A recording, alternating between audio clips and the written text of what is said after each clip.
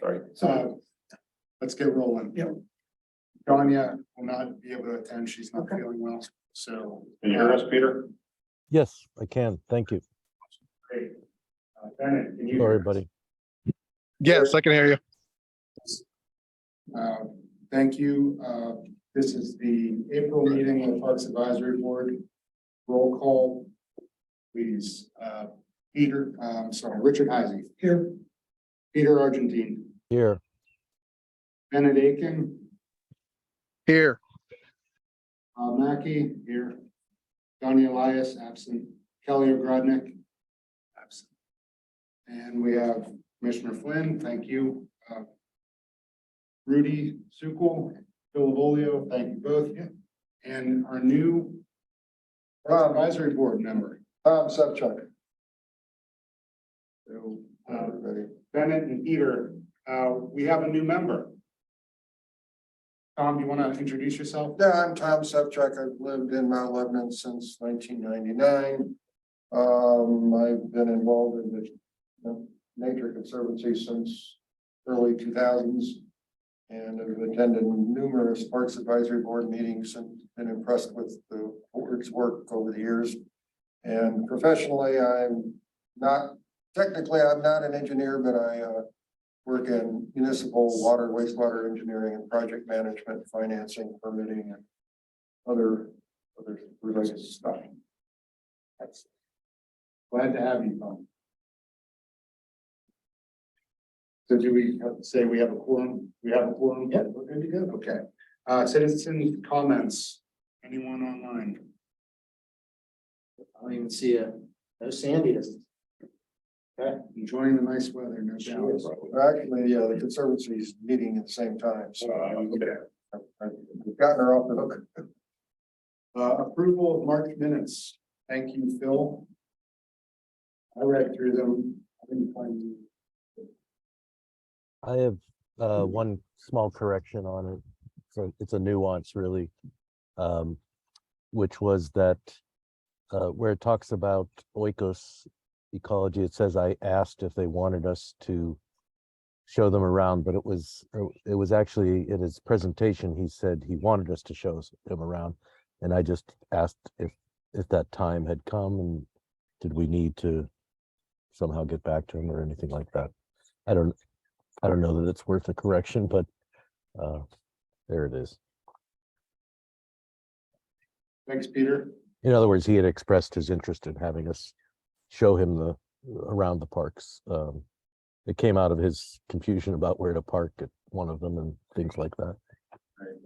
But it may be beyond that by now. Motion to approve minutes. Move to approve. Second. Great.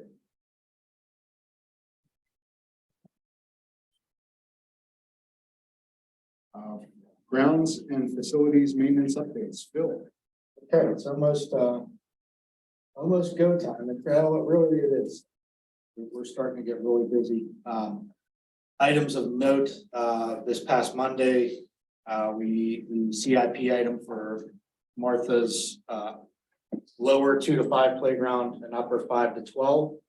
We've caution taped those off, closing them. Our contractor, Forever Lawn through Yaka Business Systems, who's also associated with Compan, who's the playground manufacturer in the space. We're doing an overlay right now of the synthetic infillless, so no sand, no rubber crumb. It's just a backing with the synthetic turf-like appearance on top. So that will go over top of the crumb rubber that was poured, that is starting to separate, tripping hazards, all that good stuff.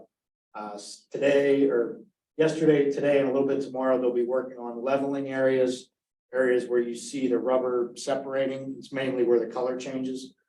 They'll put polymetric sand in there, wet it down, tamp it up. So same principles. If you laid peel and stick over a tile floor, eventually you'll reflect those grout lines. Same principle applies. We need to make sure that the original surface, even though it's in bad shape, is level before we put the new fabric on. So that project is supposed to run up until Tuesday next week.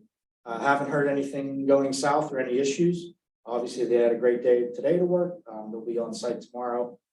Rest of the week, working on that as well. Temperatures are phenomenal. Yeah, we're doing good, and we're lucky to see that material was a much quicker lead time than what was anticipated. Over at Williamsburg's, the turf has dried out to the level that we can start getting in there and working. We've been going in there with the turf tractor and the landscape rake, pulling any limbs. It's a shallow root out, really cleaning that hillside before we seed it, put a starter fertilizer and everything like that. So we're getting to it as time, weather and crews allow. You can imagine every storm that comes through puts us back another day. And you're talking about getting to the other side of town with equipment, personnel, material. I had a citizen comment relative to piles of earth. I did not see them myself, so I don't know. They're being spread out. So what That was, topsoil? one was topsoil from planting. Because all the trees that went in the first fall planting go in with fresh topsoil. So that was brought to site, worked out from there. It's been used to fill in stump grinding holes from there. Piles of earth was referring to stumps that were ground around the perimeter that we did in late January, February. Once they froze solid after we ground them, we couldn't really work them into the site. So yes, it did have a little bit of a molehill kind of appearance for a little bit, but we're working on a finish grade, get that seeded. And surprisingly, the soils up there are starting to dry out. That thing was always wet as you would go up through there. I think just the wind, sun getting to it, it's much nicer underfoot up there. So hopefully we get that seeded within the next week or so. We're gonna make another push next week on it. Martha's Run is this Saturday. Is there gonna be any photo opportunities to get somebody from Martha's Run with the new surface?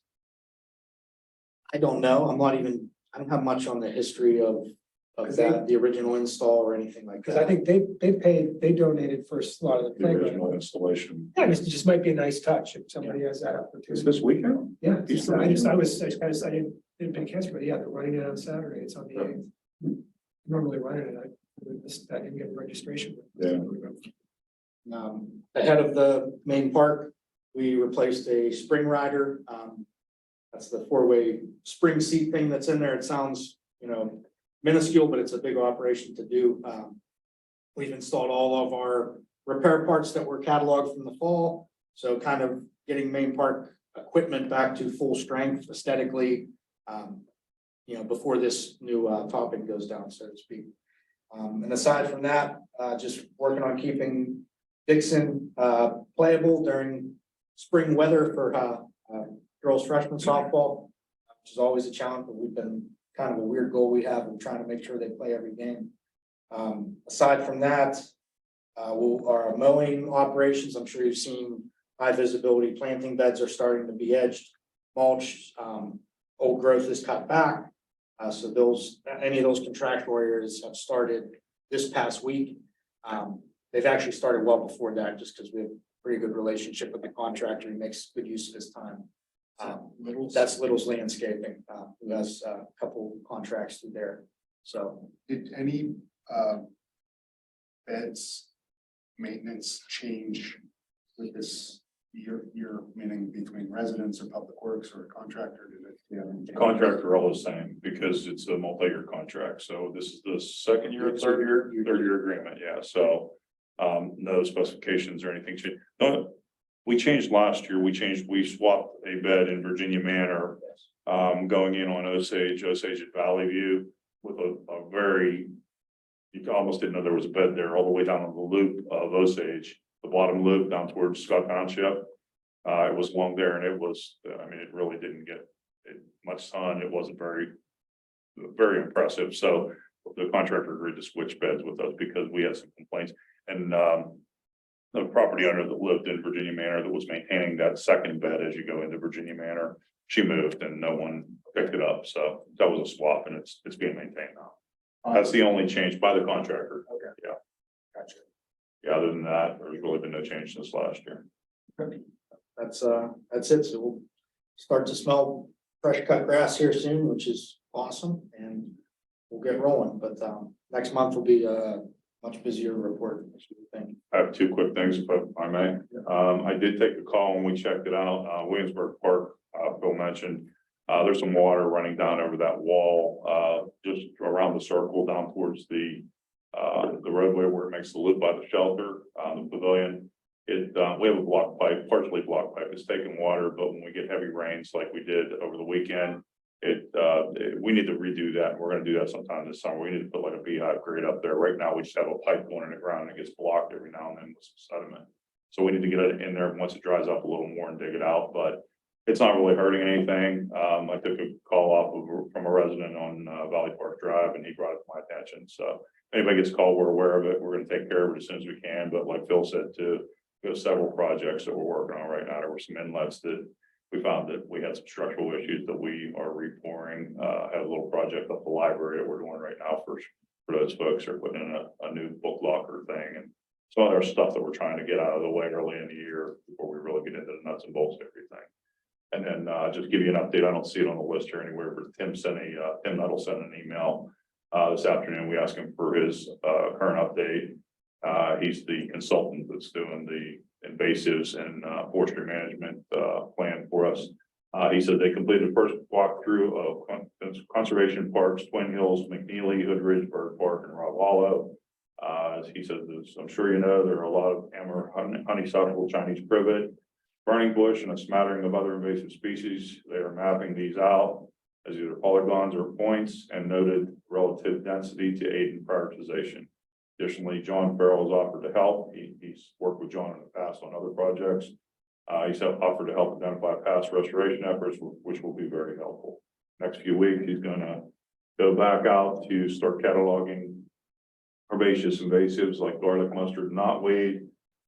When leaves are out, he will do a tree assessment. Brilliant.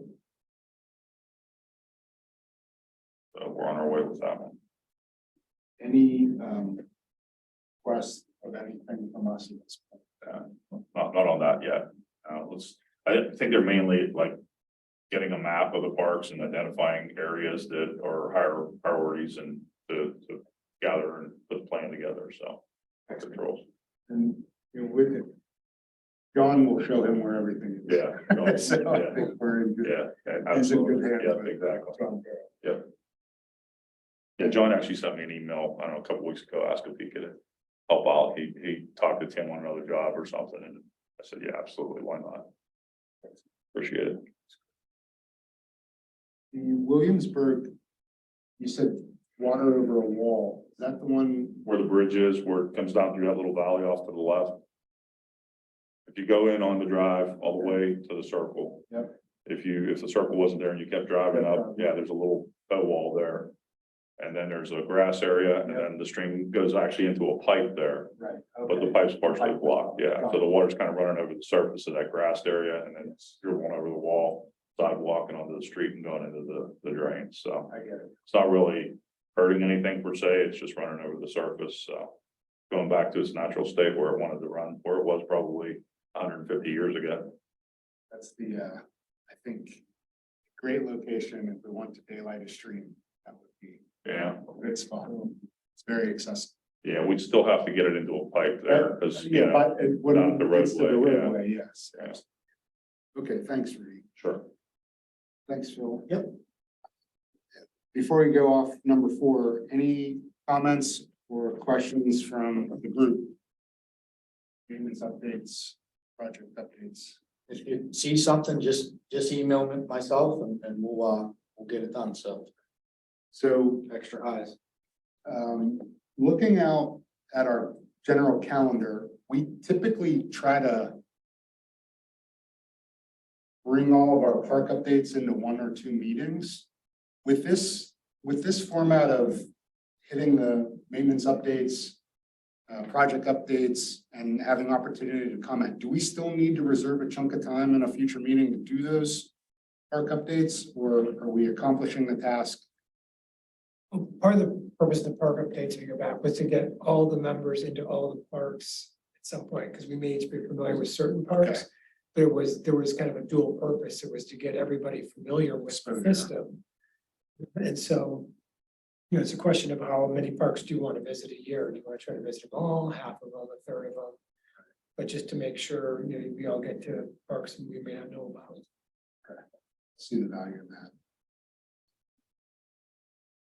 All right, thank you for the explanation, reminder. Okay, any, Bennett, Peter, any questions or comments on maintenance updates or other things in parks? Nope. So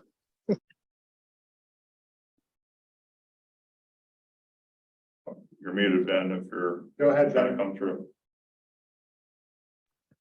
no, I was just going off of mute and apologizing for the airplanes flying above me. Sorry about that. Okay. PIO request for notable park features to be photographed for new website. Yes, I forwarded everyone along a message from Laura Lilly. Kind of the overall concept is you click through each park as they redo the website. Kind of what's the one token item from each park that you think of? She just wanted to hear this group's thoughts on it. You know, they may look right and say, you know, it's a park with playground equipment. Obviously, you take a picture of the equipment. Then, you know, you guys have other value also, like, hey, there's a street that's pretty cool over there. You should, you know, everyone sees it when they come in, something like that. So just wanted to get different perspective on all that. What's the best way of getting that feedback to her? Should I? So we'll capture it and deliver it all as one list. So if you want to email me, or if you have an idea right now, we can take it down. Yeah, I'd look at the list. Well, I'll jot a few things down. Kind of hard to describe, like in Twin Hills, there are a couple spots that might be worth taking, but saying, you know, down by the bridge Right. isn't real helpful. Pittsburgh direction. So maybe, you know, if it works, I can email you, like, add bad photo quality and just to get the idea. Geolocation. Yeah, exactly. Yeah, maybe XY coordinate or something. Yeah. Facing which direction, you know. Yeah, I don't know if it's within our capabilities, but it'd be Actually, it might be really on the nice picture. to do a drone-based picture of Main Park, so you can see the fields and the playgrounds. Because if you're sitting on the ground, it's real limited what you can do. If you've ever seen like the real estate agents have the drones now that go, you know, just Yeah.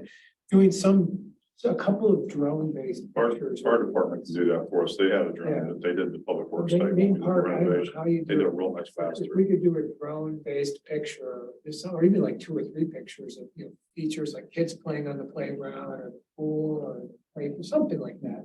The aerial, that would be nice. Park food.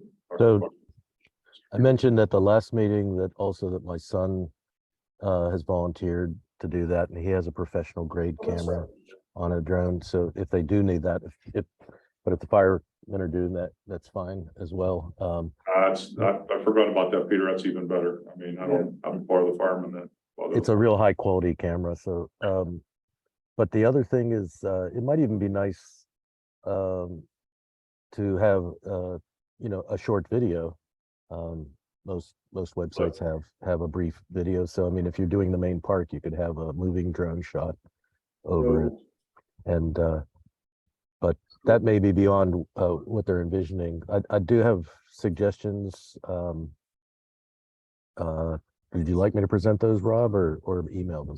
So let's nail down the drone idea. So just to Okay. make sure we're within the scope, she asked for something to be photographed, some durable item, which we will do. We'll create a list.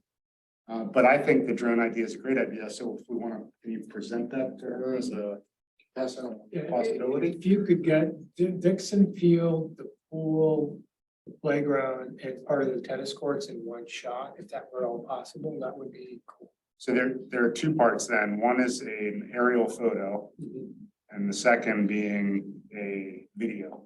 Yeah. So, Right, well, and Peter, I If- mean, son well- does this professionally, right? And you do this professionally. Correct. So from a drone perspective, I would suggest that it's probably best for you to talk to Laura and say, we have these capabilities. We're happy to do it. You know, where would it fit? Rather than Right. trying to say, well, we're gonna do this. Yeah, No. I'm not suggesting that. has a still image in her mind for Right. the default images. Yeah, And if there's the possibility, I mean, drone probably wasn't even on her radar. right. I don't think. So it might be better for you to just have a conversation offline. Yeah. Um, Yeah, and I'm say- just offering it. I'm not saying you have to do this Right, or, and the other thing along those lines, aside from specifics, and again, Laura's the PIO, so she probably has this in mind anyways, but just with all the work we do capturing parks, bearing in mind trying to, if we have humans in this, which I hope we do, residents, I should say, that we make sure we capture diversity, but also capture diversity of age groups as well. So, but that's just a general overview, and I almost feel like I don't really need to say it because Laura knows that. But it is something that always comes up and in the overview.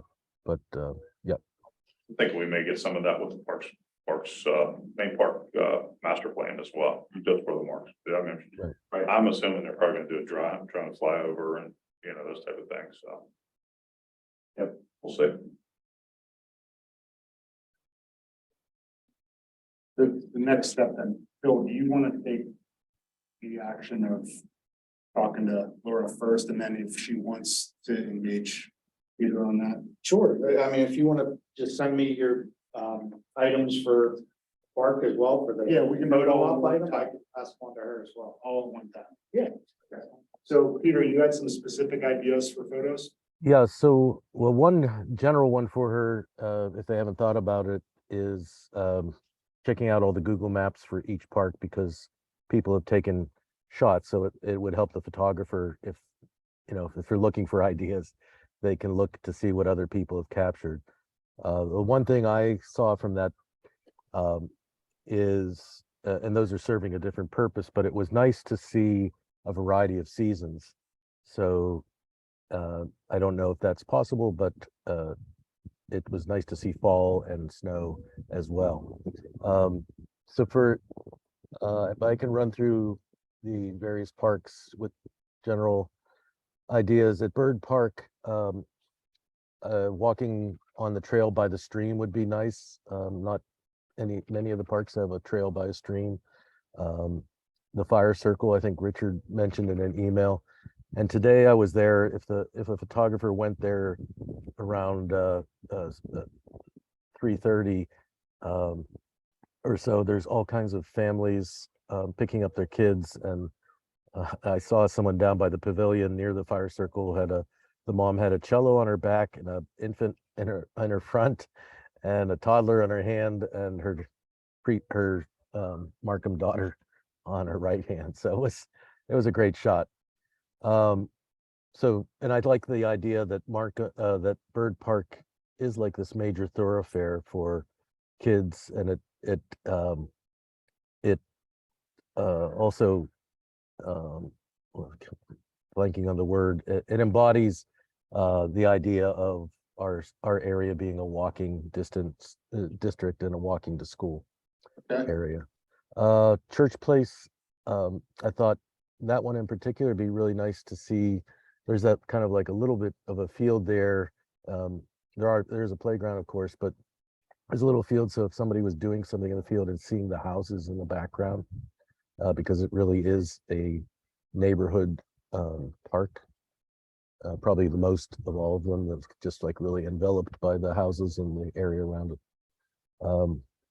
Hoodridge Park, because it is so dense, it's used by a lot of dog walkers. There's dog images on the Google map site, and or wildflowers perhaps.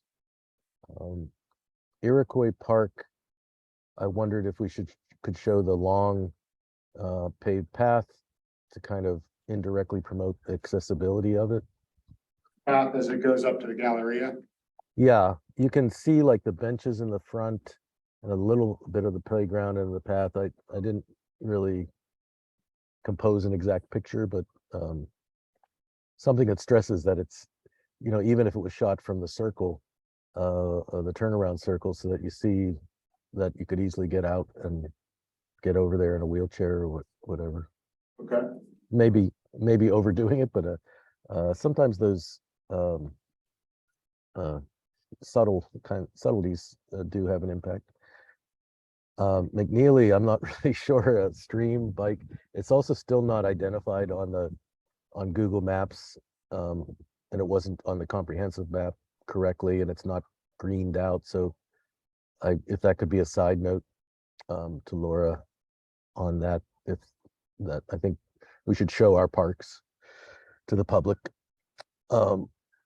Meadowcroft Park, probably the tennis and paddleball courts, but they're in transition, so I don't know.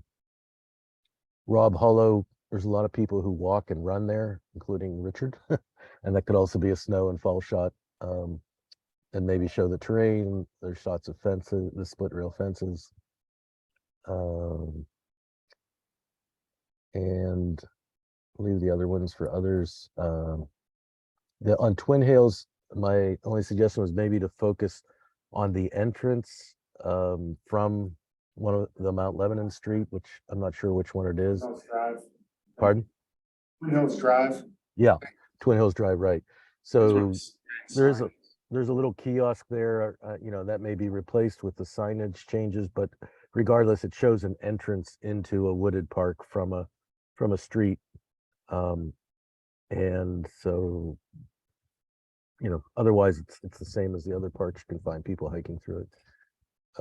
And then Williamsburg Park, I think I would defer again, but again, if we had multi-seasonal, I would say sled riding at one of the parks would be nice. So that's a brainstorm. Thanks, Peter. Bennett, did you have any specific items to photograph to identify any of the parks?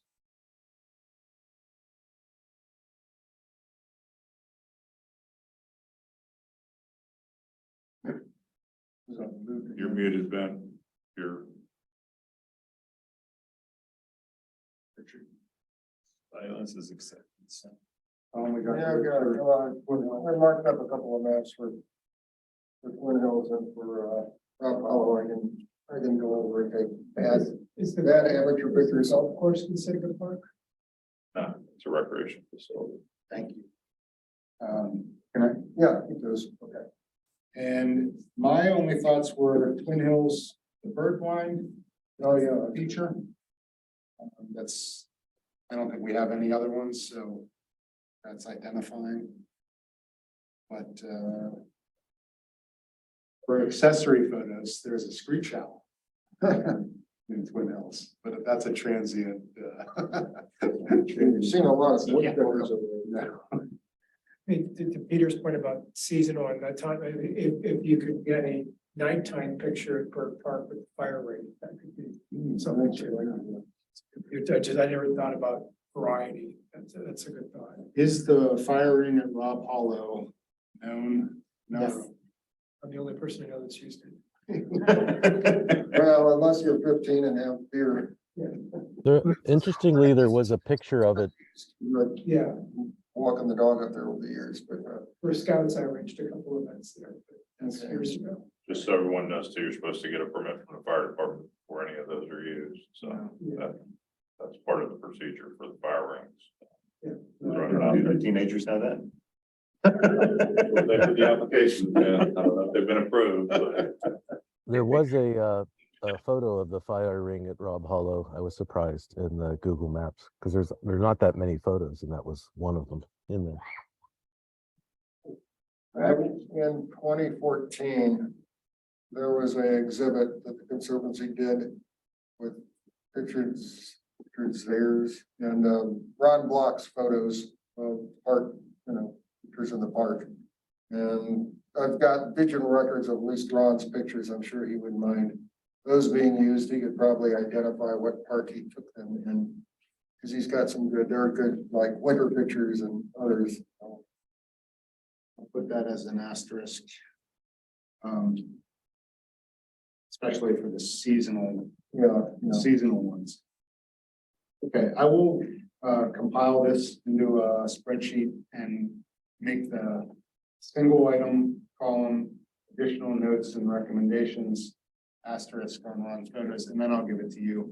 And you can communicate it. Thank you. Thank you. Okay, commission update, Commissioner Cleve. All right, there's lots going on. I will summarize. These are broad items.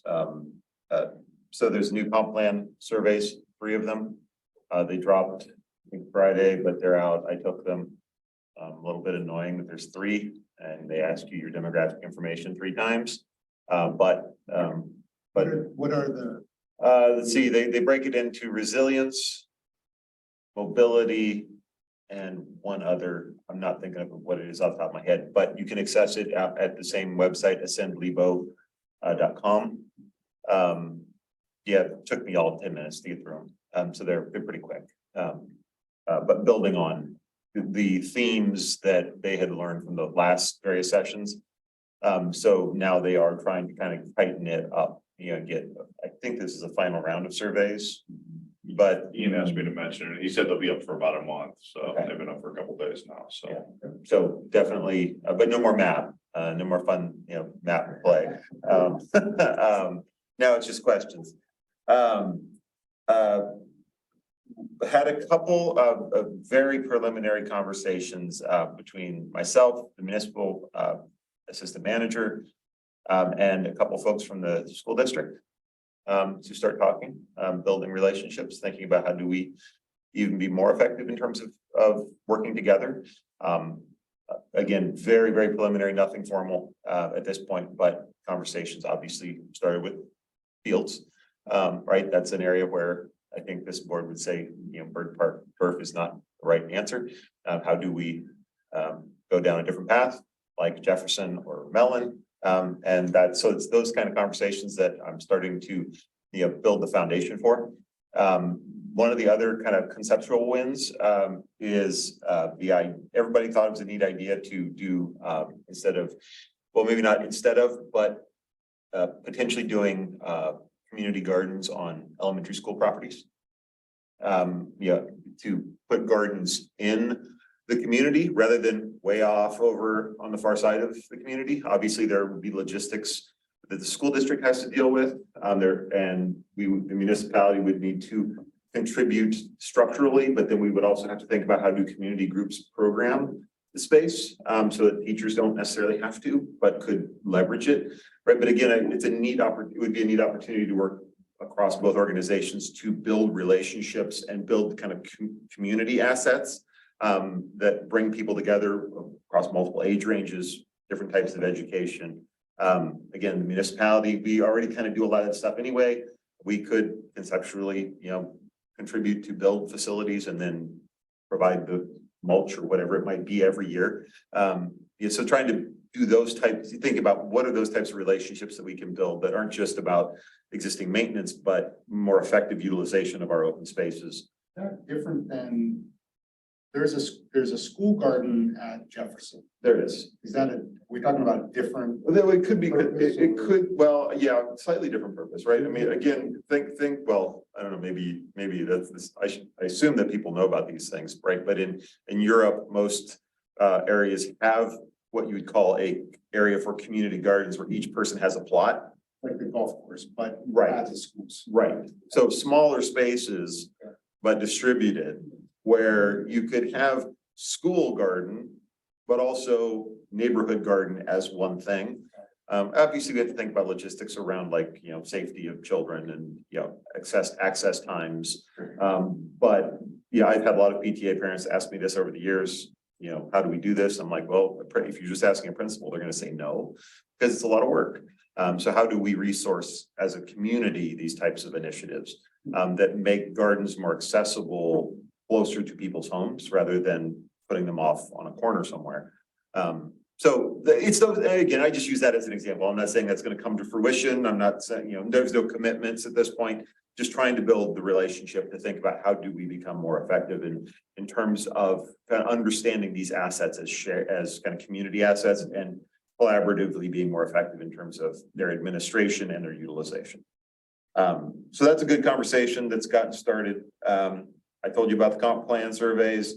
The board transition, I saw a memo from the assistant manager.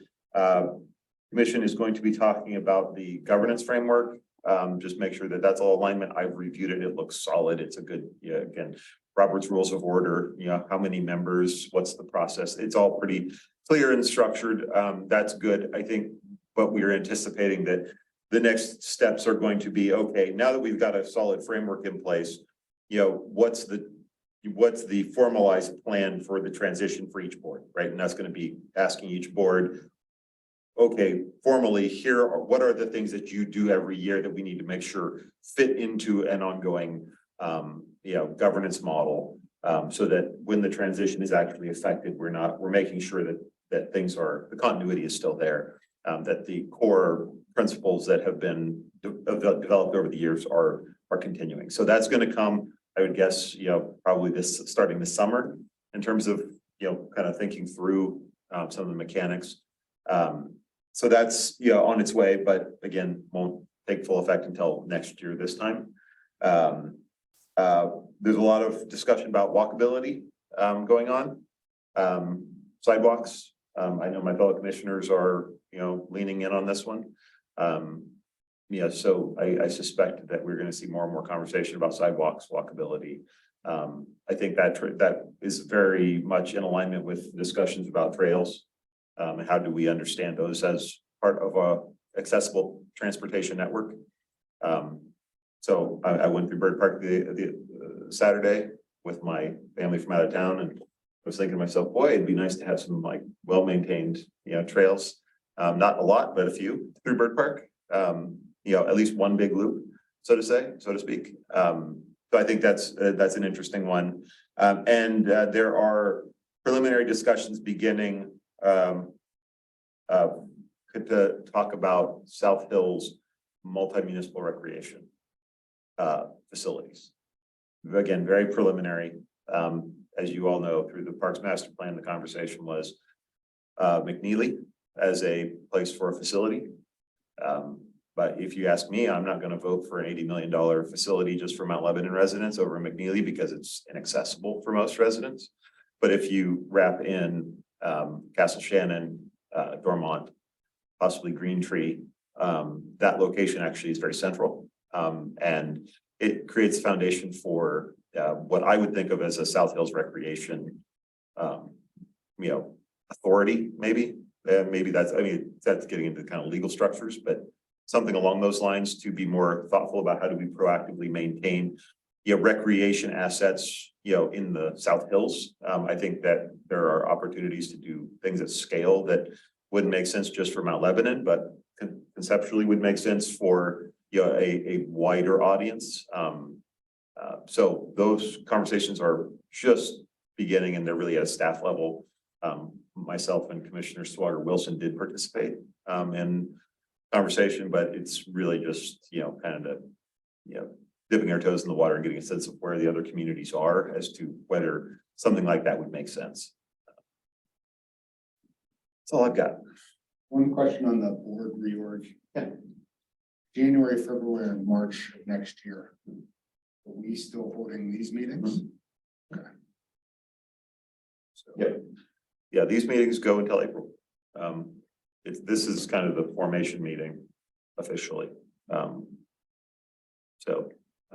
And that will become, again, more formalized next year when every board will go through the same consistent structure of, when you vote for new officers and all that stuff. Great. Peter. Yes, Andrew, I had I guess 2 points on what you said and then a question. So the first thing is on the community gardens at the schools. If that is in lieu of the community garden at the golf course, as opposed to, another expansion of it. But if it's in lieu of that, then I would highly encourage you, as that idea is pursued, get some of the current gardeners to provide input.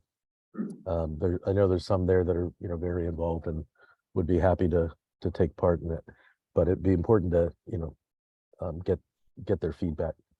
On the Ascend Lebo, I guess I'd like to ask you as a commissioner to push away our planners and are from doing these opt-in questionnaires that I really, they're often presented as strong evidence and for one thing or another. And I think we should press them to do actual scientific polls of the Mount Lebanon population. And it doesn't have to be everybody in Mount Lebanon. Polls are often based on small populations, but it would be a random poll and it would give you more accurate results of what the general public wants as opposed to specialized groups, swaying things one way or another. And it could be things that, we would like. I don't mean it one way or another. I'm just saying, but I've seen them used so far as not really properly, in my opinion. That's just that. And the question I had, I've forgotten. So if I think of it, I'll come back to it. I agree with you 100% on the garden topic. Again, if this starts to build any traction whatsoever, the gardeners, we will need to get the gardeners at the table. We'll need to get the Nature Conservancy at the table. We'll need to get anybody else who might provide educational programming at the table, because this isn't just about the school district or the municipality. Or just the two organizations. It really would have to be understood as a community initiative to Right. something like that. So yeah, no, it's I like the concept a lot. And it is a pain to drive all the way over the golf course to water twice a week. But there's also a group called Grow Pittsburgh that helps communities to get community gardens started. So that would be another avenue. Question I remembered. So all the state, not all, but a bunch of the state grants were just announced from the excess pandemic funds that are still available. And I assume there's going to be another round of those as well, but there were a lot of surrounding communities that got some of those funds for one thing or another, and we didn't get anything. I wondered if we had applied for anything. Will we be applying for those in the future? I think you've referred to them in the past as saying, the money's out there for things like the sidewalks and things like that. But I did take note that, like Upper St. Clair got a big chunk of money, and some of the other communities, I can't think of specific ones off the top, but there were a lot of grants that went out that were announced in the newspaper. what I would say on that is, Upper St. Clair got a lot of money. It's great for them. All right, fantastic.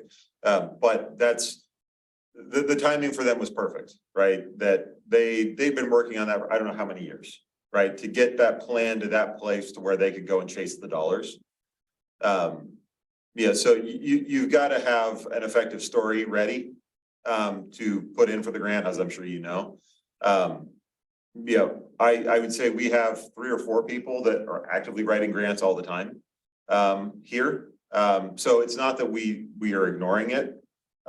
Frankly, I'm constantly sending, possible grant stuff around when I come across it, because I get updates constantly for all the federal stuff.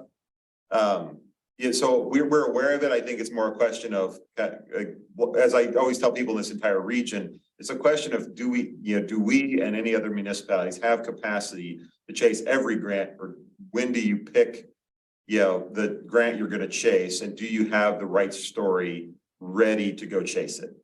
Right, because grant writing is a unique skill set and it takes a lot of time and energy. So we just have to, resource it.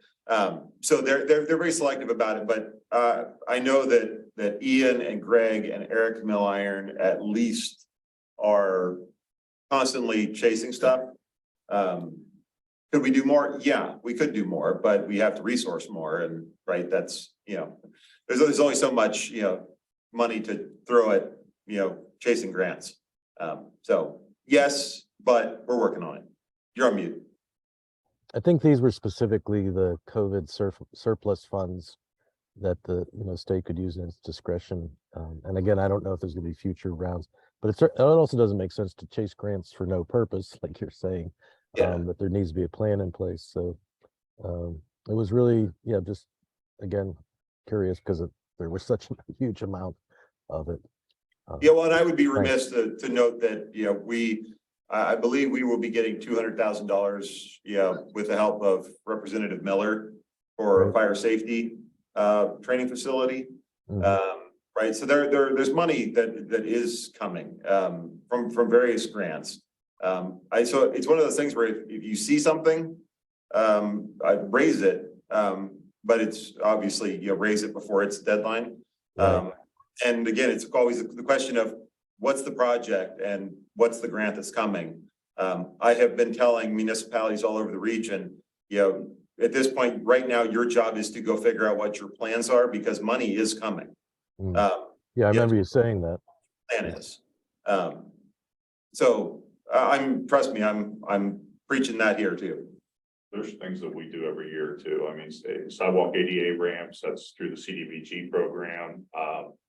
Bill was very helpful and Andrew as well with a grant from Representative Miller for the fencing down at Dixon Field. That whole, what was that? 60,000? Yeah. 65,000. So that was all covered by a grant. I'm going to be chasing a 904 grant through recycling.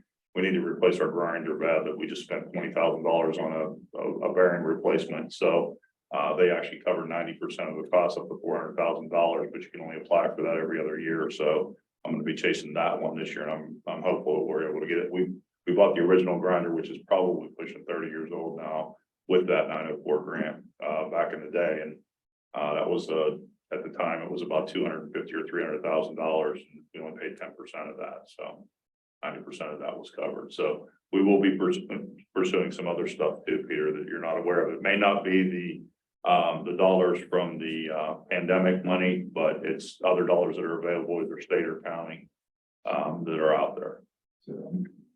We also get incentive grants each year for our recycling programs. That's typically revenue source of about, I think it's around 40,000, 45,000. That's based on commercial and residential recycling, the volumes. There's a pot of money that's distributed through all the communities in Pennsylvania, all 67 counties, and it's distributed based on the amount of recycling that takes place in your community. So we've really been pushing the commercial entities the last couple of years, sending additional letters and follow-ups. It's mandatory that they recycle, but we reinforce that. So we see that and some other grants with recycling. Oh, no, I wasn't questioning that we're not going after grants completely, Just It's just that there was this massive one, and I was wondering if, and really behind that too is that it seems like we've been kind of shut out of the DCNR grants. And so there might be other avenues like going through those grants for things for the parks. And that's really kind of where I'm coming at from it, I guess. But we have to have something to present. So I'm thinking two things. First question is public documents. Aside from going line by line through last year's budget or maybe next year's budget, would I, as a citizen, be able to see how much money these grants are bringing to? Right, how many grand dollars are coming in? Yeah. Well, me as a public works guy, not a finance guy, I couldn't answer the question. I'm sure our finance director, who is brilliant, would be able to answer that Yeah, question. Andrew probably knows off the top of his head. Or he has it somewhere. Like this table shows me how much money was spending in parks in a 12-month. What's the software program we have, Andrew, on the website? OpenGov. OpenGov. Yeah, OpenGov might do it, the popular annual financial report, which comes out usually, I think, in July. That might note it, I haven't looked, I don't know, how he off the breaks top it. of my head. Yeah, I'm not sure how he breaks the revenue sources down. I'm sure with audits and everything, it has to be, it labeled as such, but I couldn't answer that question. It's probably in there, it's just Yeah, not it is. summarized. Right. So, and then Peter, I think where you're headed is, how do we have not just necessarily Parks and Recreation Board, but all these different entities, how do we have projects at a point where, oh, now it's time for action, let's Is that feasible? Well, I think that's what the whole purpose of the Parks Master Plan is, right? Right. Is to prepare projects so that we have shovel-ready projects. Again, I think shovel ready is the key word Right. here, and that means many things. I know in the years in the water, wastewater municipal business, it's vexing because towns don't have extra millions to design a treatment plant and put the shelf, the plans on the shelf until the Right. money comes along.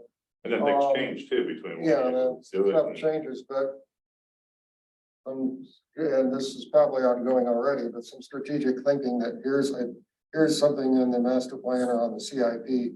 Here's a potential funding source. What level of conceptual design is necessary to tell the story successfully? Do we need 10% design? Do we need 100% shovel ready or something in between or what have you? And we've done that in the past. We've had projects denied. Meadowcroft Park is a perfect example, and then the commission just decided that enough is enough. We've asked for the funding for 4, 5, 6 years, and the project needed to be done with the ADA non-compliance. So they actually put money aside and appropriated money, I should say, in the capital budget to do the first 2 phases of that project over there. So we were hoping to get Yeah, every grants, year we but did, after Right. so many. And if you can get a grant, it makes sense to do that. That's like our ADA grant program. We kind of lean on the CDBG dollars because we're paying 50 cents on the dollar for a ramp versus paying the full, $4,000 or $5,000 per ramp. My sense is. And we incorporate that into our other programs. It's just right? not summarized or as Right, visible. called out, Perhaps. right. Yeah, I think that's probably the way to think about it. All right, the most important thing to do is, right, if we are always constantly building a pipeline of plans. Right? Staff, should be picking up and chasing grants whenever possible. Right now, do we catch them all? No, of course not. Right? I mean, there's never the perfect line of sight to chase all the grants. But my impression is that they do a great job of keeping a line of sight on the key ones. In terms of what's coming and what the opportunities are, and and again, some of them, right, because, I don't mean to sound pompous, right, but because we're Mount Lebanon, we don't necessarily get all the grants that some, less advantaged communities might get. Because some are targeted at areas that are more disadvantaged. But we punch above our weight in terms of getting grant dollars. It might not always seem that way, Peter, with Upper St. Clair getting a big fat chunk of change for their parks. I appreciate that. And we do this as part of, it's, mixed in with the rest of the things that we do. So we don't have a specific grant writer that's there just to write grants. We're trying to do that and juggle they keep all the other balls in the air at the same time. Right. Well, and just one other note on that is that's one of the reasons why I am really interested in the concept of a South Hills Recreation Authority. Because if you bring multiple jurisdictions together, you immediately get bumped up the list in terms of grant and other types of funding programs. Again, we already punch above our weight, but if I can wrap other municipalities in, we move up the list. We become more visible, more exciting, more politically interesting to people at the state, because we're serving a larger population. So yeah, there's lots of moving pieces to it. Great, thank you, Andrew. Next up, seasonal and special items. So we've had some email exchanges with Ian regarding invasives in the municipal code. With some background on this. We've been working to introduce native plants through volunteer planting, through public works tree planting, both on streets and in our parks. It didn't make sense that we would put in our ordinances for development basically a pre-approval of plants that go against our goals for native vegetation. So the task was to look through the municipal code and find where we present approved plant lists and the someone, Greg Wharton, is it Greg Wharton created a spreadsheet for us, and it's this green and yellow. Guys, there might be a couple other tabs, but it doesn't matter. It gives you the perspective. Basically, there are two places, one in the zoning ordinance, second in the subdivision and land development ordinance known as the SALDO, where we give these lists. There are two separate lists. Ian suggests that we create a single list of acceptable plantings for both spots in our municipal code. So that's one task. The second task, we have a tree list in section X1X for planting by municipality and residents in public spaces as well as the public right of way. The public right of way, it took me a second time reading Ian's email to understand this fully. So I was thinking from the standpoint of municipal street trees, municipal property, parks and parking lots and stuff like that.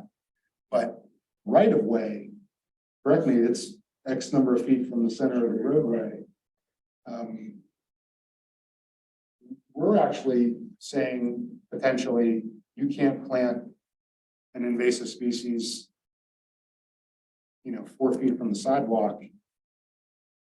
We discourage residents from planting within the municipal right of way anyway, to avoid the confusion of whether it's a municipal or a private tree. So we ask residents to keep those trees back beyond the right of way. Most right of ways, the vast majority of our street right of ways are 50 feet. So if you find the center line of the street, it's 25 feet in each direction beyond towards the homes. So that's your typical right of way in Mount Lebanon. Some are 40, some are 60 with bigger roads, but the vast majority are 50-foot right of ways. So if we take Ian's task number one, when I say if we take, perhaps Tom can take it for us, because I know everybody's got assignments, to look through this list and eliminate the stuff that we would prefer not to be planted.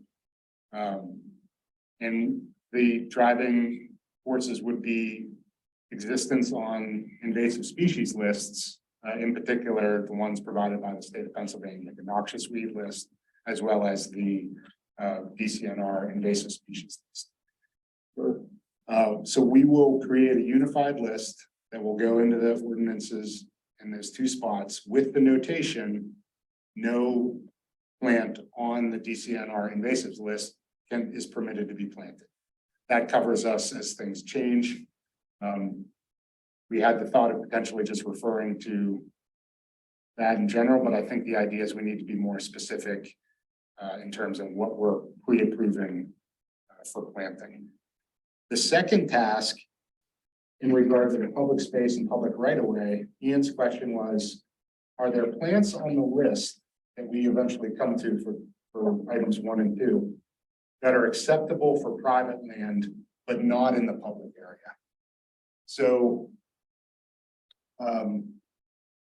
are there plants that we would allow to be planted within the development under the SALDO, but we would not want planted in the public right of way, either by us, meaning the municipality, or by a resident? But to your point, Rudy, Absolutely. it couldn't be planted there anyway. No, that's right. We're making those decisions anyway. We're not gonna plant something that grows laterally and it's gonna get out into the street or hit people in the face on the sidewalk. Tree list that we adopted and. Right, exactly. And that's why those trees are on that list, because we feel that they're appropriate for that space. Or they don't call Whether it it's- sidewalk uplift or. Well, damaging the I sidewalk, wouldn't maybe go that trying to far. minimize. There are different traits. Yeah, I mean, it's gonna Trade-offs are happen, everything. but the trees, I mean, the biggest challenge that we have certainly are the wire issues and the conflict with the wires. It's just hard to find something that will grow as a street tree or look like a street tree or something similar to a street tree. The closest, I mean, we have hedge maple trees out there. Those are the closest that we found. And the lilacs are pretty nice too, but, tree form lilac, but, I've tried hawthorn, I've tried crabapple, and they grow wide and short, and they get in people's faces, they scratch cars. Things that grow laterally and grow prostrate are gonna get damaged by moving trucks and everything that uses the roadway, so, and you have to be careful because people are walking and not paying attention, and if they're at face height, then they, run a risk of getting poked in the eye or scratched or something like that, so.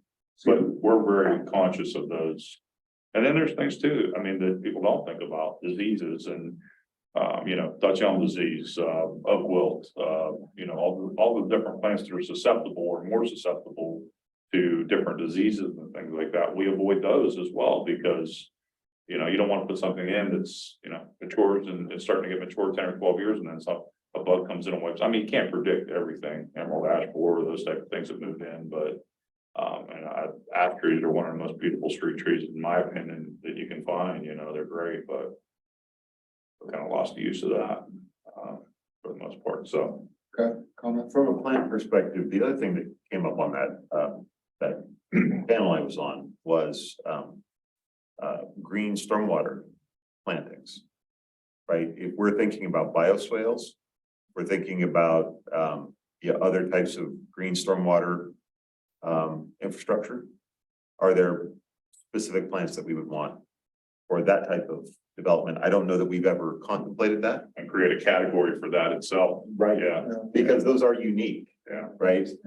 And it's interesting. We were talking about a cedar, what's the corner intersection, Cedar and Greenhurst. no, At Salem Salem. and Thank Holy you. Crest and Yeah, Holy and we're talking about narrowing Cedar to make a safer crosswalk.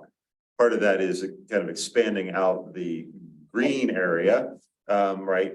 And narrowing the street to be just 2 lanes. And the thought was, oh, we'll put in grass. And I said, well, you could conceptually put in green stormwater infrastructure there. But then the question becomes, okay, well, there's a whole set of plantings that need to be managed, that cost money, that we need to know how to take care of. And on that panel, the panelists were very specific that there have been green stormwater infrastructure plantings, they were put in, and then the crews went in and mowed them all the first winter and killed everything. Because we mow, right? That's what we do. So there's a whole lot of thinking that has to go into it. And one of them is, what plants do you plant? How do you understand the management of those plantings? Because they are have to be more proactively managed than just mow the grass. It's not easy. I mean, it takes Right. quite a few hours to do it properly. I mean, we had the site down there next to the batting cages at the parking lot coming into Wildcat Field, Seymour Field, and that got away from us in a hurry. I mean, it just, other things come up, and and you just don't have the people to dedicate to that every day. We had one next to the restroom in the main park that was put in by volunteers, and that just turned into a jungle down there. Right. So, you got to dedicate, you have to have the resources to manage it once you put it in, and you have to be ready to do that. That's another potential plant list. Yeah, to that's think about. interesting. So add a green stormwater list as a subcategory. I think as far as private lands, the only thing we should care about are, strongly invasive plants that are gonna impose upon neighbors and stuff. Otherwise, we shouldn't be kind of restricting what people do on private land. It's attempting to, over control. So that's in the land, that would be under the land development aspect Yeah, of it. there was like in the one zoning list, there's like 7 or 8 plants that are prescribed. They're bad. They just need to be off the list, but and then there was a couple that are kind of on warning lists that they're invasive and you should really consider, maybe you move those. But then for city, like Rudy said, for right of ways and things like that, we've got a tree list. And then if you get into a park, it should just be native plants only. Pretty much, unless you got a good reason not to put native, trees or plants. Is the thinking that this list would be applicable only to new development or redevelopment, or that it would become like illegal for me to plant something invasive in my 100-year-old yard or right away, or It's the It's the former, Okay, meaning the Saldo applies to new development. yeah, Right, yeah, I don't know that you control what people plant. I mean, I think it's controlled to some extent because of availability, so you can't get invasive plants. I know they're not planning to sell, I don't know if it's illegal in the state of Pennsylvania to sell pear trees now, but they've been added to the invasive. Yes. So they're on the list. Yeah. I can't remember when they're banning the. You know, they usually give a little bit of a Yeah. time frame to get rid of the But stuff. they just and said stuff. all, the whole. Yeah, The whole, yeah. all calorie, repair, Yeah. any type of ban. Right, So history on this, Tom, and just refresher statement for anybody who's watching the meeting later on. This does not, our actions here will not address topic we discussed last year, which was incredibly invasive spreading plants on private property that then become a nuisance to neighbors, like bamboo and knotweed. This does not address that. That's a separate issue.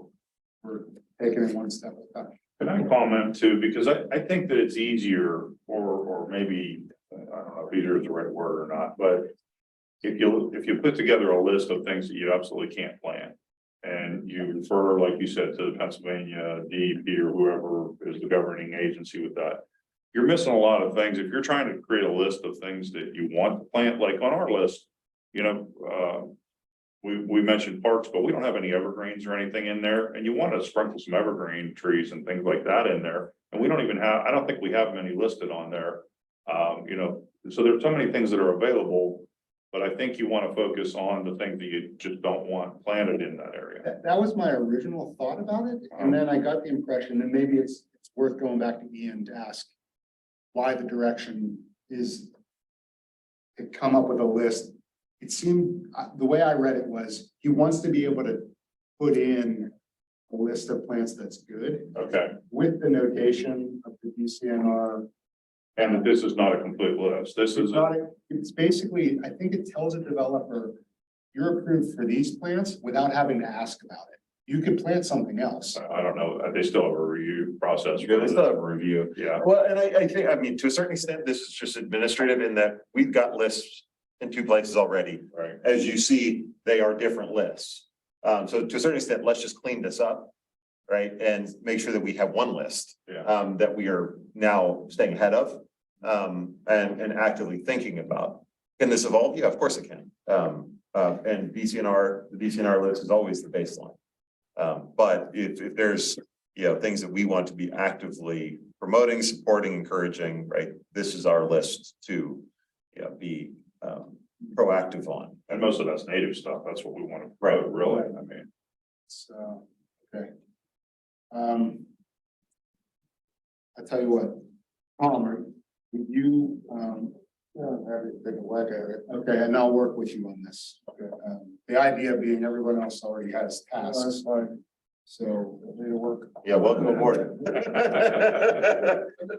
The calorie repairs that nurseries could not propagate after December 21. And all inventory in the state has to be destroyed in March of 24. really.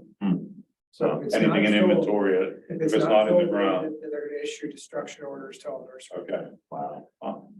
And or if you have any unplanted plants, whoever you are, you cannot plant one period inside the state after March of 24.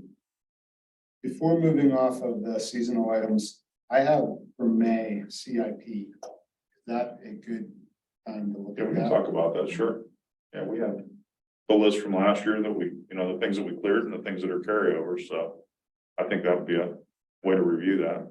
I will try to put out some email reminders well in advance, not the week of. For everyone to think about. If there's something else that we want to talk about, right, let's get it on the table now so we can, because we, Well, so there's the CIP, there's the existing CIP, right, the Parks Master Plan.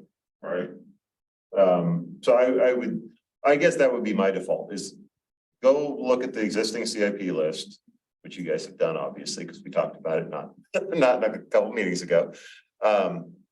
And look at the Parks Master Plan and think, okay, how would you prioritize this? And are there items that you want to see on the CIP? Recognizing that we're thinking kind of two things. One is what should be prioritized this next budget cycle?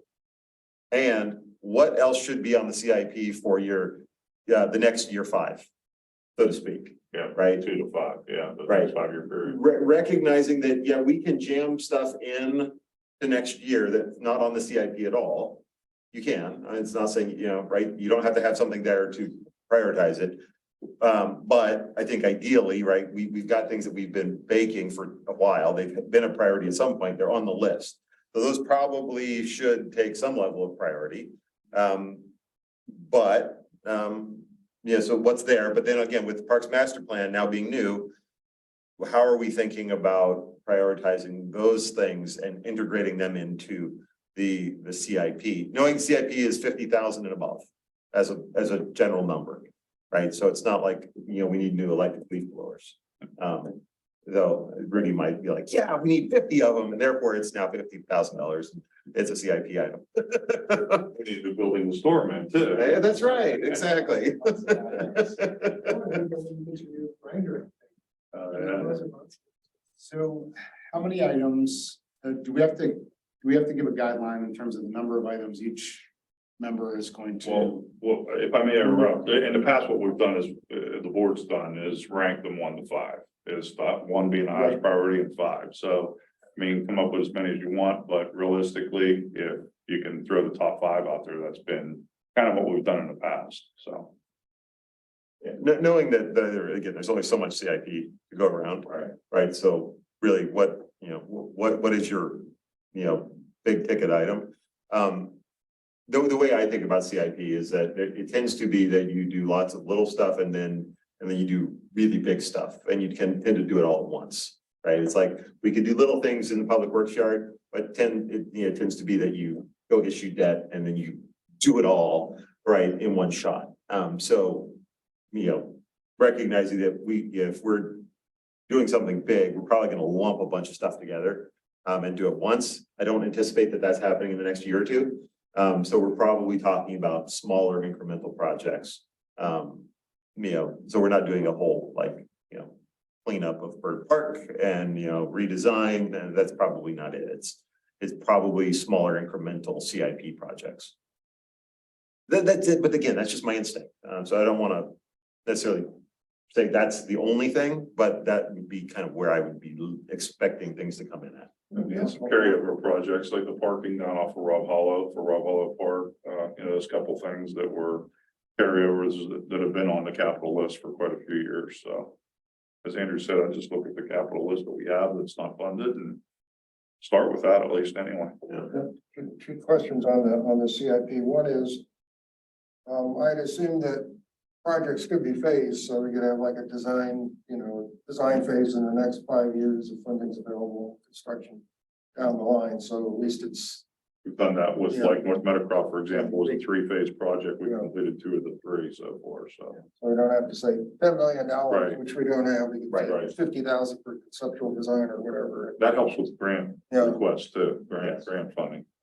You're not looking for $1 million, you're looking for 100,000. Yeah. Right, and they've already committed to spending the 100,000, so you're like, well, you already spent this, and now give us the rest of the money to get the project done.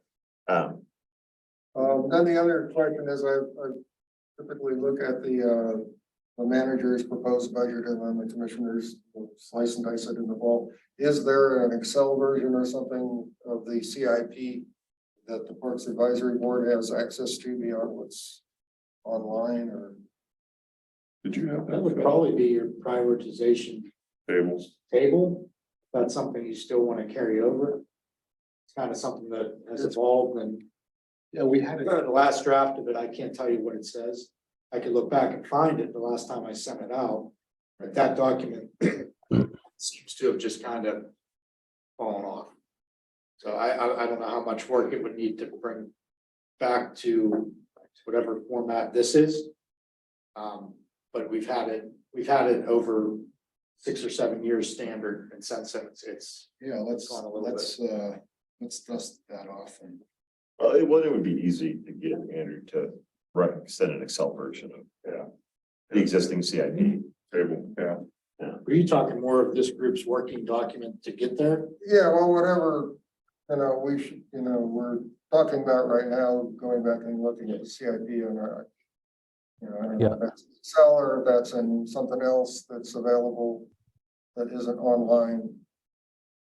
I think we're talking about a couple of different things. One is the actual commissioner's CIP, just to clarify. And then I think, but what this group works with or has worked with is the spreadsheet that Phil was just talking about.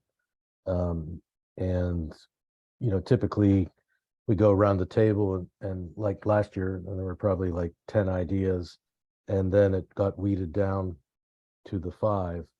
Some were taken off because they weren't really considered capital projects or for other reasons.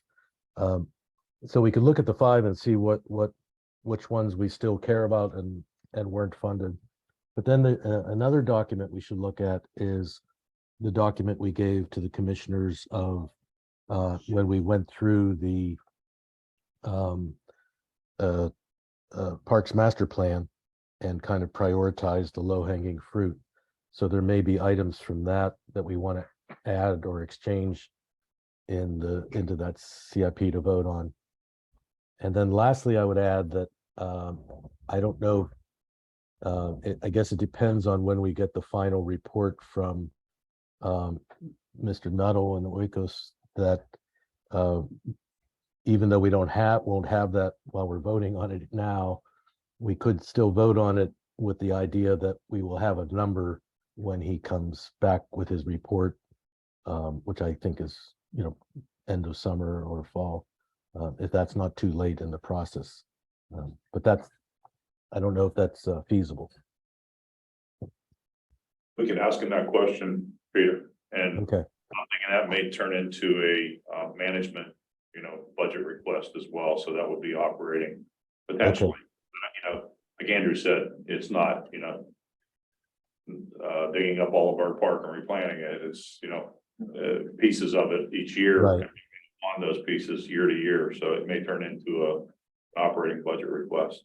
Well, and that's the other thing, and I think most of you know, but just to reiterate, right, that the goal here is to inform the CIP development process that ultimately Rudy, right, is going to be submitting as part of, the budget process that goes to the manager, who then makes recommendations, which goes to the commission, which then back in November or so is actually voting on items. So this is an important piece. You guys are much farther ahead than most boards in terms of like opining and contributing to this process.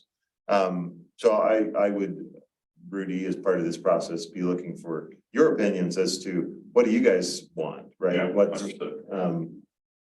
because I think that's another important piece of the puzzle, is how do we collectively understand this, not just, the board saying, well, we would like these things. Well, you've got some unique insight that I think we would add to the I conversation. think the last thing I asked was the parking lot. Is that still? Or a couple of parking lots. Yeah, It's on the list. that's on the list. Yeah, there's a couple parking lots. There's that one and the expansion of the one down at Wildcat or Seymour too. Yeah. On that walking, just on the walking theme, and the pathing, those are probably good thoughts that, we wanted to bundle a set of trails, a recommendation or process system of trails that should be improved. If you wanted to, and as a bundle project, because, building trails right is not cheap. No. So we wanted to, say here's 10 sections of trails that as a group we'd like to submit as a project. Something to think about. And be consistent with the commissioner's priorities. I think most of the trails that we have all been done by volunteers. I mean, we've gone out and done some things with our folks, our staff, but for the most part, everything's been handwork and, we provide most of the material. Coming in. That's how it's been hodgepodge together, really. Yeah, putting in a clay base and maybe Yeah. with some gravel and some kind of surface. Drainage, Drainage. Shape it correctly so that the Yeah. water runs off, right? Without gouging Maybe everything drainage else. tiles underneath, if we were to pick some areas, yeah, I can think of a couple of places to my, the stretch coming out of that pocket park going through Yeah. Mount Hollow is desperate in need of. Well, again, I'm hoping that, that's part of what Tim Nuttall gives us too, as far as managing that space and telling us how to do it and putting some things together that we can use as a guideline. Not only for volunteers, but for our use as well. Yeah. He's the expert. But yeah, we could put together a trail package. I like that idea. That's pretty At nice. least I'm just trying to listen to kind of one of the priorities of the walkability. If it didn't get Mount Lebanon CIP funding, that would be teed up for that. There's people Yeah. that use that particular path That's a because nice the one section near the river cut is so treacherous. I mean, if it's even a little bit wet, you can slip and fall. Not only that, it might keep people from using all these little deer paths too, if you have a nice path to stay on, right? You're not creating other space. Oh, this looks like a nice shortcut, so it may just, keep. Be the people- impetus that- Yeah, exactly. Encouragement that they need to stay on the path. Tom, did you want to say one? No. All right, so I'm gonna keep it on the calendar for May, and we have several documents to dig into, but, Are there any places around here like St. Clair or Bethel or someplace that you guys are aware of that you like the paths that you've seen or anywhere around here that you've been? The ones that, Brady's Run in Beaver County, but there's a trail building group of 30 or 40 people, and they're building it for mountain bike racing. Okay, They hold like, you can do it, they do like 30-mile loops there, through there. But yeah, they're well thought out. People really know what they're doing. They is that a county park? It's a county park, and it probably has 30 to 40 miles of trails in it at this point, and they're adding to it. And but it's done by a group of volunteers who know how to design trails, and they look at the lay of land, they look at how drainage needs to be done, how do they build the path, I mean, is it like Rails and Trails? Is it like the Montour Trail or something? I mean, is it? No, or these is it- are, these are mostly, there's a lot of clay in that area, so these Okay. are compacted clay. Okay, But you can run 10 miles on them and not see a bike ride. They get used by bikes constantly. Right. No running, they're just thought out. You can see them on YouTube. There's people have YouTube videos of riding there. Yeah, I always tell everybody, if someone's really like to mountain bike, that's probably the best complex I've seen in 50, 60 miles of Pittsburgh. but as far as a foot trail, wonder. But they're- what they're is our ultimate goal? So these are- Asphalt? these I are- mean, we want asphalt. No, we don't want asphalt. I wouldn't think so. Maybe. I think a These Montour are- trail. Yeah, something like that. These are done to Aggregate. pedestrian / horse / bike. Okay. They're used by all three. So Horses people too. ride horses on them. Yeah. They're shared use. Yeah, but I would say generally speaking, I would think something like Bird Park, right, we did one loop, like one big loop through Bird Park. That was like a Montour Trail, maybe not as wide as Montour Trail, but that kind of quality of surface. The west side from 19, right, going west on the Montour. Not east, east is asphalt from 19, right, but if going the other direction. I think that's kind of the level, but again, I'm not a trail expert, right? I'm just conceptualizing. I'm just asking because you guys use trails and, Yeah. you No. can see good and maybe I can do a little research. I had 1 8-hour day training of how to do trail building. It was like really basic. And as soon as you take it, you realize there's a lot more that goes into this, and like how you cut into hills, how you compact the soil, how you lay it out, how you think about drainage. It's hard, it's easier to build a road. Because, you're not, unless you put down concrete or asphalt or something to the Yes. surface, but if you're trying to build a natural materials trail. Yeah, you're almost going back to Roman engineering. Especially if you want to take bicycle loads on wet soil, because bicycles on the pounds per square inch are way beyond what people or other things have. So bikes put a lot of pressure in a small area, and that's what ruins trails is bikes. Yeah.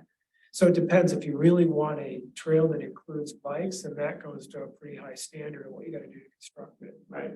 If you're not gonna pave it. Yeah, well, and honestly, my instinct, and I'm not saying I'm the guy who get the final opinion, but my instinct is that we want a crushed gravel surface that is permeable. All right, in our natural spaces, we don't want, asphalt. Recognizing that asphalt's easier to maintain, but yeah, if we can get to an understanding of what that construction is, right? And I imagine it is a multi-layered type of project. It's gonna take a lot to put it in. We have a sample. We just put one in almost a year ago Right. down along Cedar Boulevard, Right. along the public works Yeah. site. So that's crushed down. That's 1A. So, and there's a stone base underneath there, a 2A modified stone base. So, Full detail on the. yeah, exactly. And it seems, I don't know how much use it's getting. Yeah, that's the thing. I'm not, it's not getting much use. Yeah, Um, it's right along the public works Yeah. site, like, Okay. yeah, from where you come down, Beetling Okay. at the crosswalk, and then we put an aggregate pass in down to where the shooting range entrance is. I'm thinking of path from the shooting range parking lot, you know, up in the Mhm. woods, but. No, this is right along Cedar Boulevard, yeah. well, okay, but I'm sorry, I know we gotta stop, but, right, so we got trails, right? Then we got bridges, right? We got drainage. Right, Right, there are bridges in Bird Park. They're nice bridges. that's a challenge, though. That's Yeah, and are they up to a trail quality? right. Probably not, right? That's a different level of design that we gotta think about. Design guidelines would it, I mean, we would think about what's the installation, but what's the ongoing maintenance of I this think item? that's of a where you, Bridge versus a culvert. if you're gonna tackle it as a capital project, you'd have somebody professional knows what they're doing to do it. That reduces your maintenance costs on the other end, so. Right. So if we could put together something that's logical, that fits with whatever the commissioners are looking for walkability and say, here, and it's not, you know, just because we want nature trails, but this is part of a connected network, and we think these pieces of the network need to be brought to a higher standard. And so we would recommend, you know, 40 or 50 or 60,000 or $80,000 to improve these trails to a standard that makes them part of the walkability now. So, Kelly and I, Kelly's doing the design plans and I was working on trail design. I don't know what Kelly's done, but I haven't made any progress, with, work demands. But, that was part of it, is to establish the guidelines. But I don't know if that would be done in time for CIP. But there is a lot of existing material, as we've discussed in the past, a lot of existing guidelines. It's just a matter of culling through it and then deciding what we want, as has been raised here. Rudy, to answer your specific questions, Audubon Society, Western Pennsylvania Audubon has really nice trails. Fox Chapel, I think, has pretty good trails, if I recall. And Where's the Audubon Society at, Peter? it's up, it's north, in the north end. I'd have to give you the specific directions. Okay, I know the director if you need. that area, okay.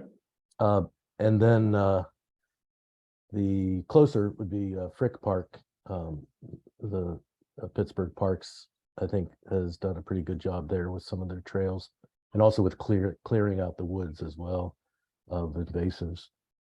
Does the city do that, or is it the groups, trail groups at Frick Park? Do you know, Peter? Well, a Pittsburgh Parks Conservancy receives significant grants and funding, and I'm not sure where they ended up with the tax. They were supposed to Okay. get a tax portion, but so I think they work hand in hand with the city, but just as with Mount Lebanon, there was only so much the city could do. So they got this privately funded group, but again, it's a bigger group, and so they've been very successful with getting funding. Okay, maybe I'll reach out to them. Thank Yeah. you. We're gonna move on. We'll keep CIP on for May.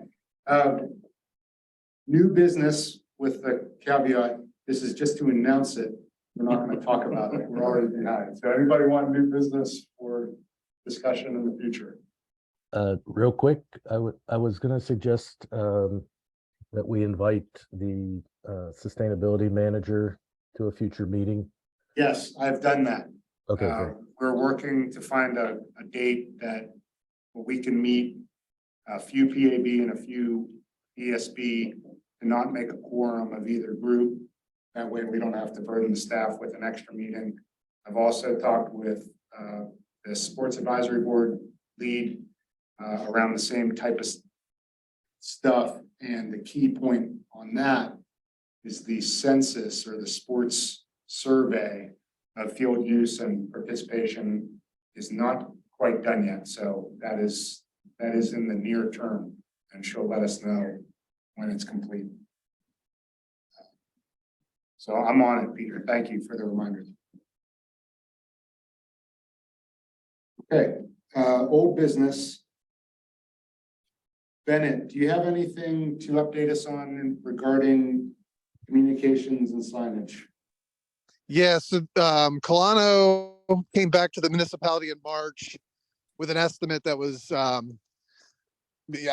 beyond budget and a little bit beyond scope as well. So Mindy reported they've been talking to Colano about scaling that estimate back, and that was about a week ago. And they said they should have more information in about a week. So anytime now, I think we'll get the next update. And if there has been anything else, Andrew probably knows better than I do at this point. I will just say that I saw an email from the manager today, but I did not get to read it. So I know there's something. He's asking for Phil and I's input on the whole Colano proposal, but I can tell you how to put them in the best way and which posts to put them on, but as far as color palettes and designs and all that kind of stuff, that's not my forte, unless it's a stop sign, and I can tell you which end is up. Need stops. Yeah. Okay, thanks, Ben.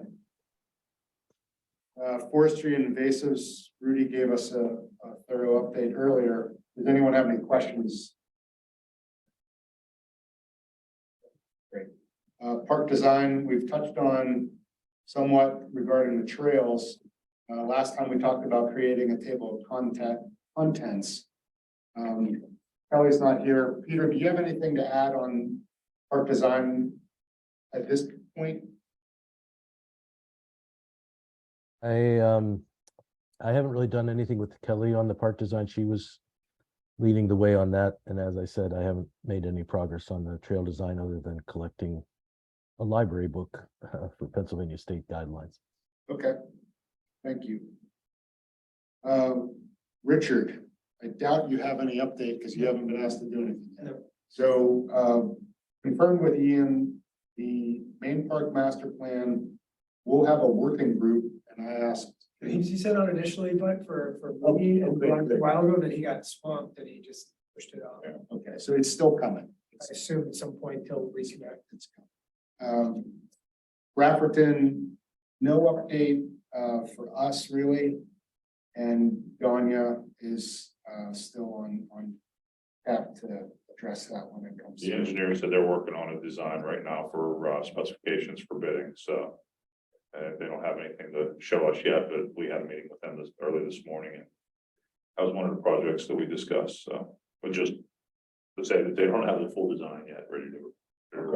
Anything like different or unexpected that we? Not really, no, I mean, fencing, I mean, it's just to kind of spruce up what we have there now, and make it safe, so drainage, address drainage issues, fencing, and that's probably gonna eat up the vast majority of the funding that's been appropriated.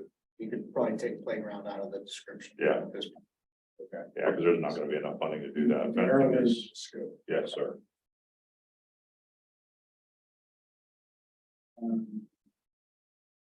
Mission meeting message. Oh, I didn't change that. Volunteer for April. So. Does anyone have a hankering to get in front of the commission in April to discuss anything in particular, or Commissioner Flynn, you've given us advice, but I think we've done one, knocked out one with the Nature Conservancy, not knocked out, but still one. But the other was just on our priorities, but perhaps we'll have more prep for that for the June cycles after next month's talk. Yeah, I mean, it's really up to you guys. I say it all the time. The more residents are in front of the commission, making a comment about a positive change they want to see, it's good, right? Whatever it is, right? And because you guys are the board, you have that much extra wait to tell some story. You know, that was literally what I was telling those folks at that panel I was on, was show up. You know, elected people aren't experts. In so much as you guys are experts on this topic and you feel like we need to be aware of something, you got 5 minutes every 2 weeks to talk about whatever you want to talk about. Use it. So for the sign or petition that's at Bird Park, I should write, please come to the next. board meeting. Something like that, yeah. So sounds like we have a little bit of traction on this idea around trails. Would it be premature to potentially put that out there as a, hey, here's an idea? Well, it'd be nice to know, I don't know what the city's plans are, what their priorities for zones or lanes for walkability. Because like, I think very few people know you can go to the Galleria by foot, you know, there's things that, you know, that is. You know, Let me ask you this question. So, you know, what we probably need is an initial map of where all the acceptable paths or walkways are in the parks to get us started. So we identify those and we identify what needs to be either upgraded or improved to a certain standard that we're trying to reach. And then expansion beyond that. So I see it as kind of three things. I mean, the first thing is take an inventory of what you got and how happy are we with it and where are we trying to go from there? And then I can talk to Gateway, and they've done some work with other communities or these counties or these city of Pittsburgh folks and see who they worked with, what was the process, how did they get from A to Z? You know, that'll be our kind of guideline, if you will, on how do we approach this? Because we've just kind of hodgepodge things together over the years, you know, volunteers ask for 10 ton of gravel, we drop off 10 ton of gravel and there's a path. And then Eagle Scout has a project, they put a bridge in, we got a bridge. If there's, you know, I think like Peter made the comment, people walk through Bird Park to get to school, right? People walk through Main Park to Right. go somewhere. You can walk through, what's the name of the park next to the Galleria? Iroquois. You know, you can get, you know, I know I've ridden my bike, I feel like riding my bike to the Galleria, so I'll ride down, I know how to go back through Tortuously and get to the Galleria safely on a bike. That's probably not a commonly known. Well, thing in all of it. and So, that's- so where are those priority Yeah. corridors? So to that end, right, one of the things that we are actively talking about is mobility more broadly. That will hopefully, fingers crossed, lead to an active transportation plan, right? That starts to understand those corridors. I think what's important is, you know, we need to kind of marry up the parks, right, as part of that. And you know, Rudy, plug your ears, and the paper streets, right? You know, we have paper streets that we Well, aren't And- thinking about as, but those are trails. In my understanding, the parks we have are remnants of what was a green belt that was decided to build over parts of the green belt in the sixties and seventies, and it was destroyed. But the original developer, there was, you know, that's why we have that goofy rule, you can have a horse. Because the original intent of the community was you could still go horseback riding within Mount Lebanon. And there was properties preserved to do a loop. That's interesting. And that was all, that I was. know that Ryan had horses up on. So, you know, you can look at the aerial photos from the 1940s and 50s and see it's still there. So you could ride a horse from down where like the T station is, right up to where the turnaround for the trolley was, in Uptown. There's a horse trail. Wow. And that was all built over in the mid Yeah. fifties to early sixties. Right. So that's where we've got these remnants, because they weren't desirable that were left, you know. Right, yeah, they were left. And so I think, but back to that point, where are the connecting points? Because if you look, Mhm. the Rob Hollow birds slash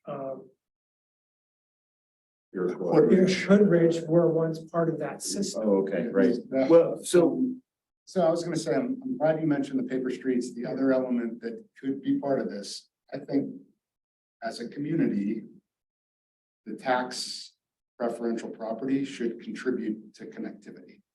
Hospitals, nursing home, anybody that's getting some type of tax advantage should be a contributor towards connectivity and walkability by allowing intentional, defined, safe passage through their property. Cause there would be some, this, you know, this green belt or emerald necklace, it's gotten broken up. We can use the paper streets, we can use Right, And you know, from other a, opportunities this is to personal connect, observation. reconnect. one of the real, we're a great walking community, you can pretty sure.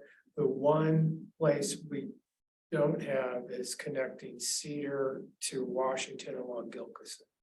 And when that was built, there was, that you could see even there were spots where there was plans for pedestrian. Old Gilkison was the road. Yeah. Previous. right. And then it's a state, right, it's a Yeah, state it's a state road. Correct. Yeah. But that, if you're looking for problems to solve, you know, somehow figuring out a corridor through there that lets Right. you get traffic to the Galleria on bikes or, you know, to support that commercial area. Right. There's really not a good way to get to that commercial area of Mount Lebanon on foot or on bike. You're preaching to the choir. I would love to be able to ride my bike to go get groceries. And So the example, there's part of a trail through Rob Hollow that kind of goes into, then there's along the road, but is there something along that? Right, Well- That is one of the few areas where there really is no. walking Yeah, it's- It's not safe. agreed. You can't ride a bike down. Gilchrist. No, and we get a lot of comments about Gilkison. The problem is that Gilkison is a state road. And I say this about Washington, and I'll say it about Gilkison, is that, you know, we can try and fight PennDOT, but we're better off, you know, putting our money where our mouth is and in doing our improvements, knowing that at some point PennDOT will come to the table. But we've got to show that the pattern is already designed and we're building it. Yeah, because I'm not gonna get PennDOT to the table yet, but when there will come a point where we're like, look, we've done all these trails, we've done all these, you know, bike lanes or whatever it is. And these are the missing pieces and you guys, this is on your repaving plan. We want to have the conversation. The property between Terrace and the nursing home in Permanis.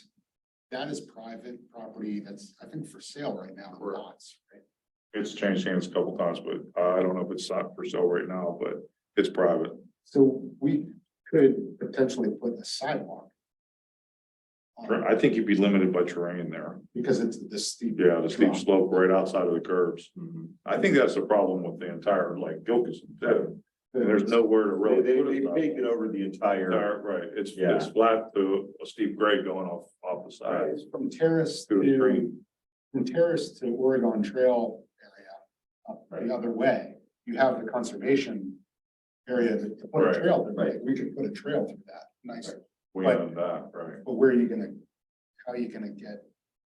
You know, over B to Terrace, C, you get from A to B, but not B to C. Right. so. Well, so to kind of go back to the point of this, the message to the commission, honestly, I mean, and I love that you guys are like thinking about this again, like I said, we've got a whole South Hills mobility group talking about these types of issues.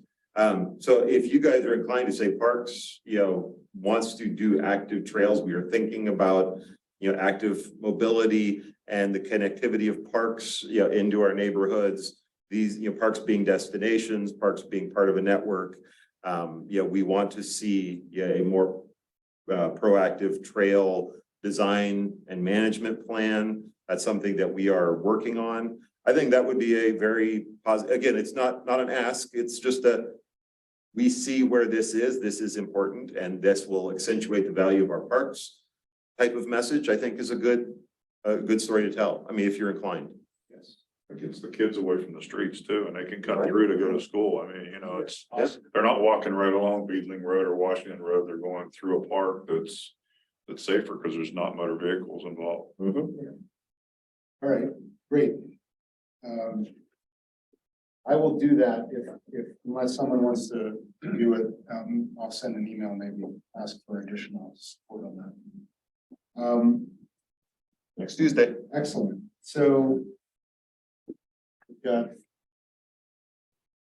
12 minutes, anyone have anything else they want to discuss before we wrap it up? I just look up on trails, I just, so it's, you know, you look at, when you're building like ADA compliant trails in a wooded space, sometimes they're elevated. You know, you build them 2-3 feet off the ground, you know, to minimize the slope, and you may actually, so you could think in terms of that. You build an elevated path through an area that's, yeah, we have trails that follow wherever the deer or people pass, but all of a sudden, if you're building a true high-grade trail, you might go right through areas that are wet and you just elevate it 3 feet off. So you gotta kind of open your mind and say, where do I want to get to, point A to point B? There's an engineering way to do it. It's just a matter of cost. So that's why I was wondering, if there's points that and our jurisdiction isn't just parks, it's really any city-owned land. That's what the Parks Board is responsible. That's where we get into street trees. So if there's any publicly owned land that a path through it would solve a walkability or connectability issue, and to me, it would fit within our kind of jurisdictions. Excellent. From an advisory point of view. No, I agree. All So I those, don't know where the city priorities are as far as where they're looking at walkability and things, but are there, back to the capital budget, are there a couple of possible connectors that could be solved with through public land? And or, shadow streets or things that are undeveloped land. I don't know, it's just something to look at. My one concern with the paper streets would be, do we have the right to use those after 21 years, which I think. Yeah. And I think that's a legal question that our solicitor would have to answer, the municipality lost rights at certain points after so many years to those because they were not accepted and they were not developed into a street. Right, but now they're they're Right. no man's land. Right. And yeah, and so and that's the thing, guys. I mean, there are all kinds of questions and doubts, and that's why ultimately we got to fund an active transportation plan. Because we're gonna have to go through all those pieces.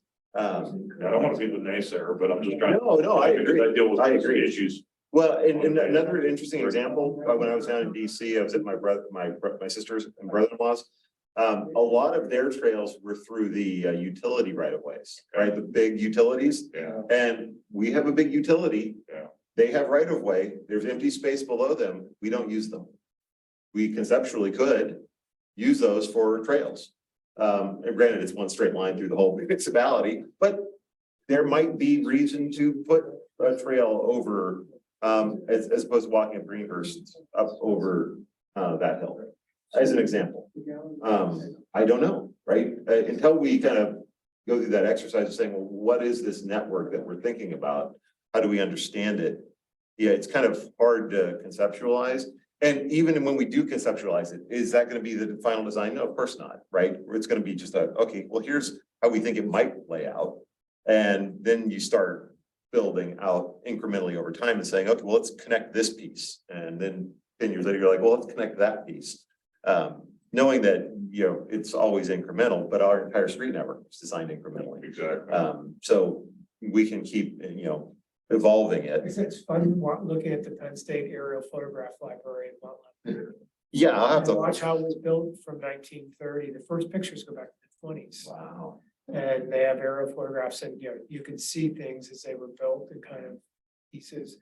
Amazing. And there was originally, my understanding, the community had land preservation concepts and they got all shot down in the 60s. And land that was supposed to be set aside got developed into all, so there was nothing left, and that's when they started quickly buying parcels Wow. to try to protect some. Yeah, makes sense. Yeah, it makes sense, right? And that was the pressure at the time. Yeah. So it's really, there are a lot of pieces to be kind of thinking about our active transportation, but I do think that this is one of those areas where, people will tend to lean on sidewalks. And I'm like, that's only one piece of the puzzle, guys. There's other things like trails that we want to, make sure that we're understanding as part of a network. And if I need to put an e-bike charging station at the base of Bird Park, well, that's a piece of the network too. Right now, I'm not saying that's what we need to do, but I don't know, right? So how do we start to conceptualize? And our conversation about the Cedar Salem intersection, right at where that crosswalk is, right at Main Park. That really, I started thinking about that because that's in my ward, and I had a lot of residents really saying we want something safe and we want more lights and more flashing. And I'm like, no, you actually want a narrower street Not just because you want it to be a safer crosswalk, but because you actually want that neighborhood to feel more connected to the park. It's not just about making a safe crosswalk. It's about creating a more, robust, connected experience to that open space. Because that's actually going to improve home values. So how do we understand our network as creating that network that builds, frankly, value in our community for these homes that might not, have immediate access to these open spaces that are very valuable. So the roads are a piece of that discussion as well, knowing that right now we're prioritizing cars. You can do the mental exercise, how would you safely ride a bike from Upper St. Clair Hospital to the Galleria? Right. I'm not sure. When it's out of your car. Yeah, you put your bike on the bus. To Right. major Yep. points or institutions in a community, you should have some sort of way to get a bike from, if you just think or from, even the Galleria to uptown. Right. Where would you ride a bike? That's right. Intentional connections between the most used and most valued assets. Yes, there should be some kind of grid work for things other than cars. Right, well, and that goes into zoning as well, right? Is how do we understand our business districts and their use as kind of hubs for community to accessibly get to what you need and what you want. Right, so that you don't necessarily have to go to Galleria or to Giant Eagle. The examples that are always on my mind, right? How do I be able to, within 15 minutes, bike to a grocery that I get all my keys things, I can go to CVS, I can, right? Because frankly, not only does that make it easy for me, but frankly, it creates spaces where I actually want to hang out. Because I'm not just sitting there with cars flying by because I've designed it for everybody to get to Target. So, but again, this is a 30-year kind of play, right? You don't do this overnight. So, but we got to start thinking, how do I design each one of those spaces incrementally over time, knowing that none of us in this room will ever live to see it, but someday it'll be amazing. Right, we're done. You'll be around though. Getting a horse, that's what I'm. Yeah, seriously, I know. Like, those are permitted, right? First, it's covered I know. Chickens, goats, and horses, yeah. I heard it at the Parks Board meeting.